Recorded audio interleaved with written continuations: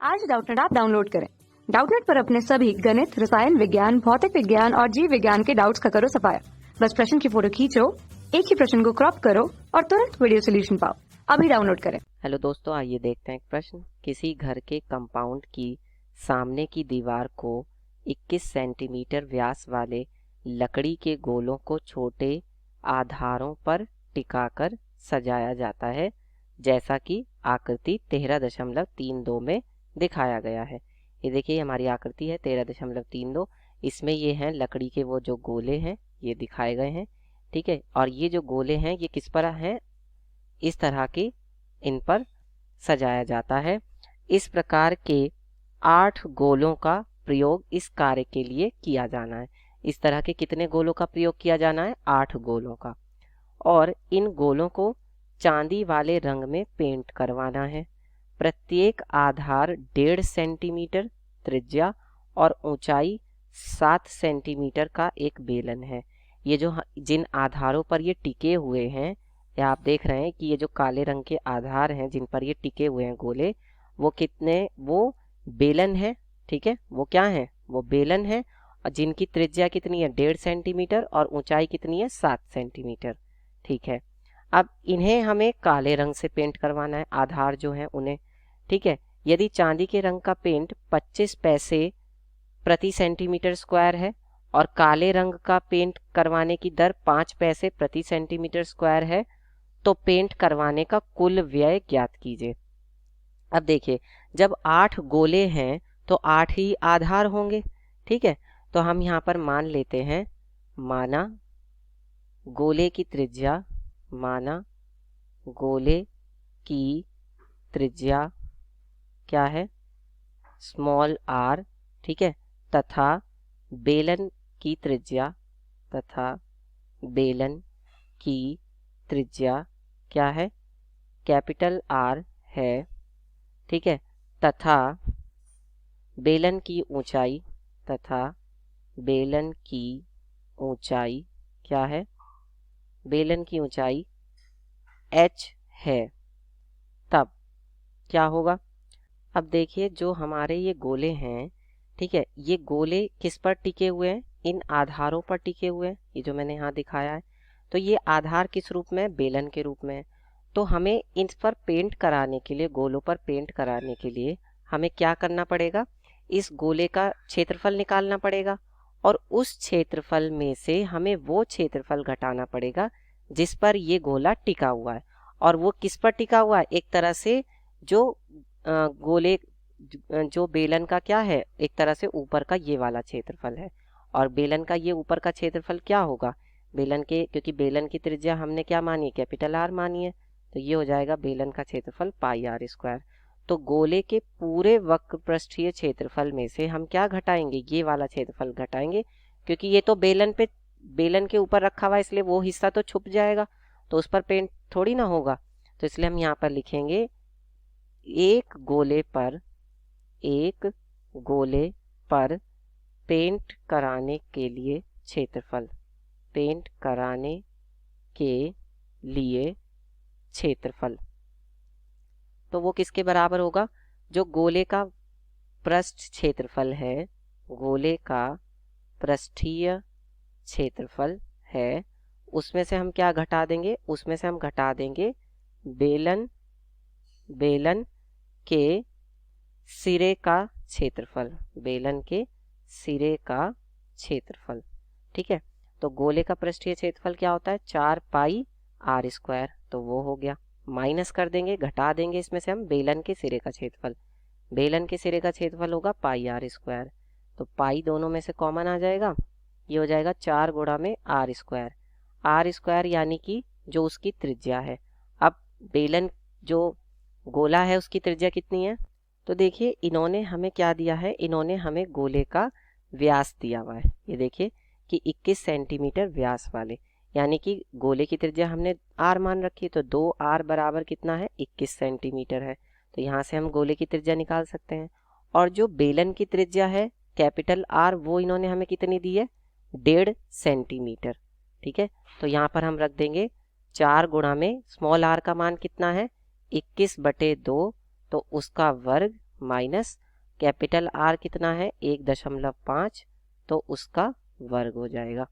ठीक है, तो ये यहाँ से कितना हो जाएगा, पाई का मान 22/7 और ये हो जाएगा 4 गुणा में 21। ठीक है, 21 का वर्ग और बटे में 2 का वर्ग 4 माइनस, ठीक है, 1.5, ठीक, तो उसका वर्ग। अब क्या होगा, जब हम इसकी अंदर गुणा करेंगे तो ये कितना आएगा, 4 से तो 4 कट जाएगा, तो ये आ जाएगा हमारा 22/7 गुणा में 21 गुणा में 21 माइनस ये कितना आ जाएगा, ये हमारा यहाँ से आ जाएगा 1.5, ठीक है, गुणा में 1.5 गुणा में 22/7। ठीक है, तो कितना आ जाएगा, ये यहाँ से 7 से 21 कटेगा 3 बार में, तो ये आ जाएगा 22 गुणा में 63 माइनस ये कितना आएगा यहाँ से बताइए, तो ये आ जाएगा हमारा 7.07। ठीक है, अब इसके बाद क्या होगा, 22 की हम 63 में गुणा करेंगे तो ये आएगा कितना 1386 और इसमें से हम घटा देंगे 7.07। ठीक है, इतना, तो जब इसमें से हम घटाएंगे 7.07 तो ये कितना आ जाएगा, ये आ जाएगा हमारा 1378.93। ठीक है, सेंटीमीटर स्क्वायर। तो ये तो कितने का आया है, ये तो एक गोले के लिए आया है। अब हम निकालेंगे 8 गोलों को पेंट कराने के लिए, इसलिए 8 गोलों को पेंट कराने के लिए क्षेत्रफल, तो वो कितना आ जाएगा बताइए, इसमें हम 8 से गुणा कर देंगे, 1378.93 में हम गुणा कर देंगे 8 से, तो जब हम इसमें 8 से गुणा करेंगे तो ये क्या आ जाएगा बताइए, तो ये आ जाएगा हमारा यहाँ से 11,031.44 सेंटीमीटर स्क्वायर। ठीक है, अब हम यहाँ पर क्या निकालेंगे, अब हम निकालेंगे जो बेलन है, एक बेलन को पेंट कराने के लिए क्षेत्रफल, पेंट कराने के लिए क्षेत्रफल, तो वो कितना होगा। अब देखिए बेलन का हमें कौन सा सिरा दिखाई दे रहा है, बेलन का सिर्फ हमें वक्र पृष्ठ दिखाई दे रहा है, क्योंकि ऊपरी सिरा गोले से ढक गया और निचला सिरा जो है वो दीवार से ढक गया, तो इसका मतलब हमें सिर्फ कौन सा क्षेत्रफल निकालना है, ये जो बेलन का वक्र पृष्ठ होगा। और बेलन का वक्र पृष्ठ क्या होता है, बेलन का वक्र पृष्ठ होता है हमारे पास 2 पाई r गुणा में h। ठीक है, तो ये कितना हो जाएगा, 2 पाई का मान है 22/7, r का मान है 1.5 और जो बेलन की ऊंचाई है वो है 7 सेंटीमीटर, तो 7 से 7 कट जाएगा, ये आ जाएगा 22 गुणा में 3 और 22 दिया कितना होता है बताइए 66 सेंटीमीटर स्क्वायर। लेकिन ये तो कितने के लिए आया, एक बेलन के लिए आया, और हमारे पास कितने बेलन लगेंगे, 8 बेलन लगेंगे 8 गोलों के लिए, तो इसलिए 8 बेलनों का क्षेत्रफल क्या हो जाएगा 66 गुणा में 8 सेंटीमीटर स्क्वायर।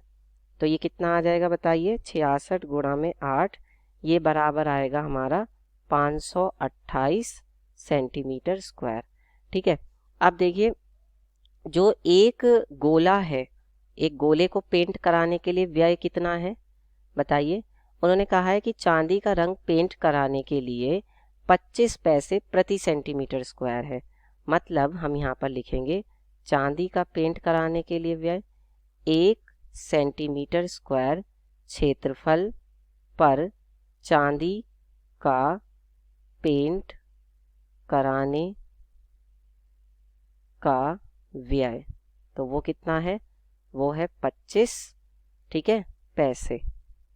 और हमारे तो क्षेत्रफल कितना आया है, हमारा जो क्षेत्रफल आया है कुल गोलों का वो कितना आया है 1131.44, तो 11,031.44 सेंटीमीटर स्क्वायर क्षेत्रफल पर चांदी का पेंट कराने का व्यय कितना हो जाएगा, 25 की हम गुणा कर देंगे 11,031.44 में, तो ये कितना आ जाएगा बताइए, ये हमारा यहाँ से आ जाएगा 11,031.44, इसमें हमने गुणा कर दी 25 से, तो ये हमारा बराबर आ जाएगा 275, ठीक है, 786, ठीक है, इतना आएगा। तो इतने पैसे, ठीक है। अब अगर मैं इसे इन पैसों को रुपए में बदलना चाहूँ तो 100 से भाग दे दूंगा तो कितने रुपए आ जाएंगे, 227, और ये हो जाएगा 57.86 रुपए। 100 से मैंने भाग दे दिया, ठीक है। अब इसके बाद हम निकालेंगे 1 सेंटीमीटर स्क्वायर क्षेत्रफल पर काले रंग का पेंट कराने का क्या व्यय है। काले रंग का पेंट कराने का व्यय, पेंट कराने का व्यय, तो वो किसके बराबर होगा, वो बराबर है, देखिए इन्होंने दिया है हमें कि काले रंग का पेंट कराने का व्यय क्या है, 5 पैसे प्रति सेंटीमीटर स्क्वायर। तो ये हो गया 5 पैसे। लेकिन जो हमारा क्षेत्रफल आया है आधारों पर जिन पर हमें काले रंग का पेंट कराना है वो है 528। तो हम यहाँ पर लिखेंगे 528 सेंटीमीटर स्क्वायर क्षेत्रफल पर काले रंग का पेंट कराने का व्यय कितना हो जाएगा, 5 गुणा में 528, ये आ जाएगा हमारा यहाँ से 2640 पैसे, ठीक है। इसका मतलब अगर मैं इसे रुपए में बदलूं तो ये कितना होएगा, 100 से भाग दूंगा रुपए में बदलने के लिए, तो ये हो जाएगा 26.4, ठीक है, 0 रुपए, ठीक है। अब हम अगर कुल व्यय देखें तो कुल कितना व्यय आएगा, दोनों पर पेंट कराने में, गोलों पर भी और जो उनके आधार हैं उन पर भी, तो कुल व्यय आ जाएगा हमारा, एक तो ये 2757.86 प्लस 26.40, इन दोनों को जोड़ेंगे तो ये कितना आ जाएगा, 2757.86 में हम जब जोड़ेंगे 26.4 को तो ये आ जाएगा हमारा कितना, यहाँ से ये हमारा कुल व्यय आ जाएगा 2784.26 रुपए, ठीक है। और यही हमारे प्रश्न का क्या हो जाएगा, यही हमारे प्रश्न का उत्तर होगा। धन्यवाद। कक्षा 6 से 12वीं से लेकर नीट, IIT, JEE वो एडवांस के लेवल तक 1 करोड़ से ज्यादा छात्रों का भरोसा। आज ही डाउनलोड करें डाउटनेट ऐप या व्हाट्सएप करें अपने सारे डाउट्स 8400 400 400 पर।